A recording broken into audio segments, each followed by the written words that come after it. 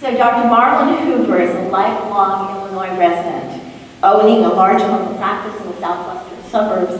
Dr. Hoover was president of the Illinois Psychological Association in 2001-2002. In the first decade of the 2000s, Dr. Hoover led the IPA's prescriptive authority movement, and I stand on his shoulders. When I took over the reins, it was from his efforts that we then carried forward, and Dr. Hoover became one of our most critical workers, supporters, facilitators of that movement as we were pushing forward in the 2012-2014 time.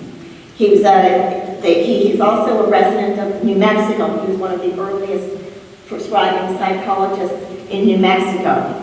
Currently, Dr. Hoover is an instructor of doctoral clinical psychologists who are studying to obtain prescriptive authority, and so many psychologists, again, in this room have taken his prep course and have done so well because of that. He's a faculty member of the Southern New Mexico Family Residency at Memorial Medical Center in Las Cruces, New Mexico, and sees patients for psychotherapy. And Dr. Marlin Hoover, if you would speak to us for just a few moments. Thank you so much.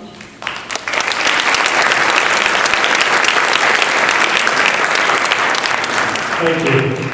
I do want to thank you because you did make the bill pass. You got it passed. And I have a couple comments to make about how I ended up in New Mexico.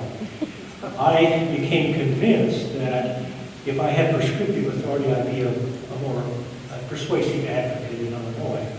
And I then ended up practicing in New Mexico and being invited to join the faculty of the family medicine residency and to train physicians and prescribing psychologists and such. I think it did, in fact, make me a more effective lobbyist when I was asked to do so. But I had always been persuaded that all it took was the truth, and then legislation would pass. And so all you had to do was tell the truth. Tell the truth about the need. Tell the truth about access. Tell the truth about safety. Tell the truth about psychologists. Tell the truth about training. And obviously, that's a necessary condition, but it is not sufficient.